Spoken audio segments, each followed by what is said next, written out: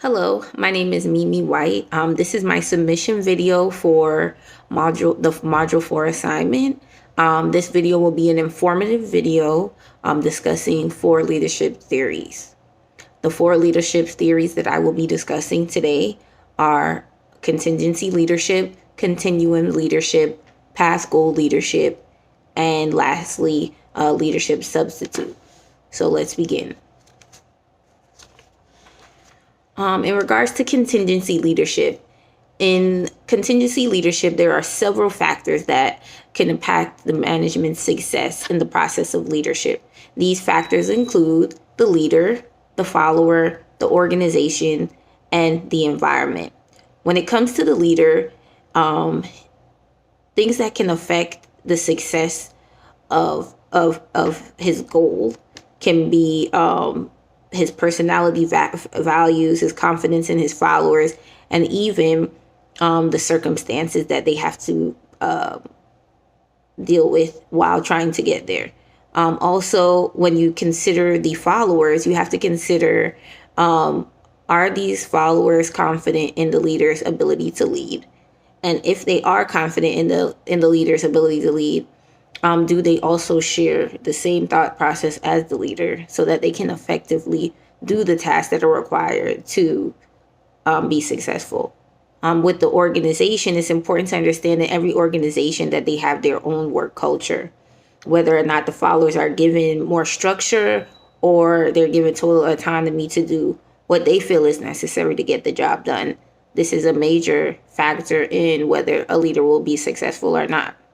And lastly, what contingency leadership looks at is the environment, and stating that a manager is called to work harmoniously with the outside environment, because it's very important to consider those things, because whether it's happening at work or not, those things can affect the workplace. Okay, now moving on to continuum theory. Based on the idea of whether the relationship between the level of freedom that a manager chooses to give, or the level of his authority is what the continuum theory is considering. So that is something that's in the balance of him being successful.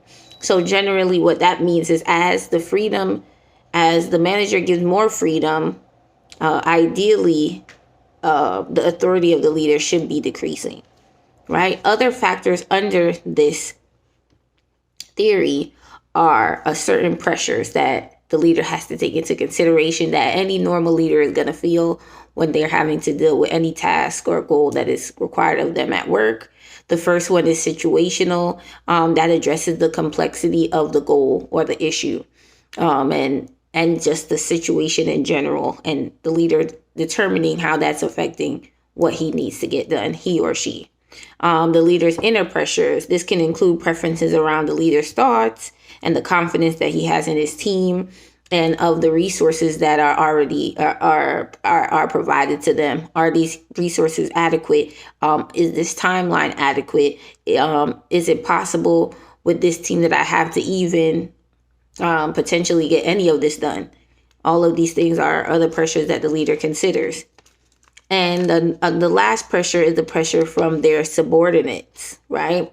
And this is something, where a leader will sit and consider, if we don't accomplish this, am I willing to take the responsibility for the outcome, or reaching on the decision of, okay, should I share with these other people the responsibility of decision making in this process?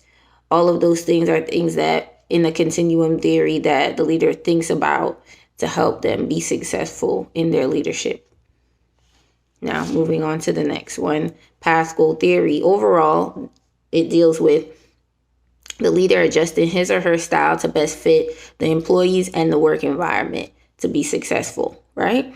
And in regards to task and environment, the leader must step into design or incorporate a formal authority system if the team is struggling, right? So in the past goal theory, it's pretty much the leader stepping in and realizing that certain things need to happen or certain things need to be implemented to provide a certain structure, or maybe need to be taken away to not give so much structure.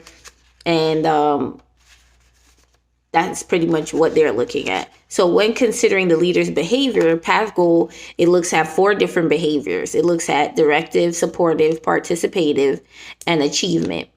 Now, when you're dealing with directive behaviors is where the leader informs the followers what is expected, how they need to do it, and when it needs to be done. And usually, we see that in a lot of work models, right? When we move on to supportive behaviors, you'll see that the leader is expressing behaviors that make work pleasant for the employees, because they're realizing that that is something that helps them to work more diligently. Participative behaviors in leaders are when they express behaviors that make the team feel included in the decision making. So they might just say to themselves like, oh, instead of me sitting here and deciding what needs to be done, let me call them in here and say, okay, this is what we're trying to accomplish. These are the things that we have that we can choose from. What do you guys feel, and why do you feel that, before making a decision? And a lot of leaders that use that find that to be effective. Under this model as well, the behaviors that another behavior that under path goal theory is achievement, where the leader expresses that his or her confidence in the team's ability, right? It's important to remember that directive is based on initiating more structure to the team, and the other models are based on the consideration of the followers and how they feel in the environment. Lastly, I want to go over leadership substitute. So our text states that substitutes for leadership include characteristics of the subordinate, task, and organization that replace the need of the leader or that neutralizes the leader's behaviors, right? So that's pretty much what leadership substitute is. It's pretty much finding a way to substitute or replace the actions of the leader or the need of the leader with other employees or other tasks or other work cultures that can still compensate to make them to reach success. Now, the question that is also asked of us for this assignment is, which of the leadership theories are most demonstrated in my work environment or your work environment? And I believe that path goal is one of the ones most utilized in my work environment. Why I think that? Well, most of the time, the managers in my school or the leaders in my school, we call them administrators, right? They often perform directive behaviors to ensure timely completion of tasks because they have so many guidelines and so many expectations, and we are on a we have to get certain things done at certain times. So they have to make sure that we complete things on a timely basis or a timely manner. I often utilize participative behaviors when facilitating my individual education plan meetings with the IEP team regarding a student's success. And my leader oftentimes will show achievement behaviors when we are needing to submit paperwork for county deadlines. For example, in this new virtual learning environment, we had to create something called a contingency learning plan. This now came out of nowhere in addition to all our other paperwork that we complete and submit for our students.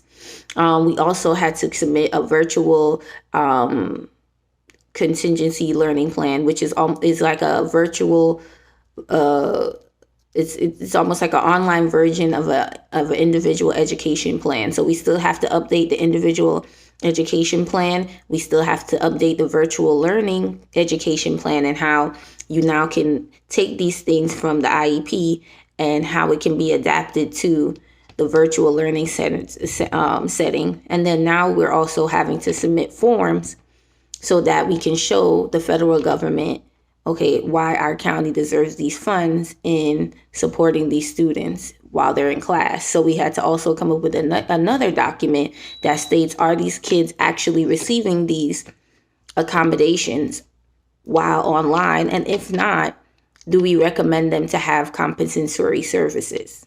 right? So that was something that we had to do through all the kids in our state load. And if you do believe that, then these kids will start attending an additional day of class, or they after school they will have an additional, I guess you would say, tutoring or reinforcement for what they've been learning online. So that was something that was difficult for us because, obviously we're exhausted from the paperwork. So, but I believe that our leader used the achievement behaviors to encourage us to get those completed on a timely manner. So that's pretty much it for that. Thank you.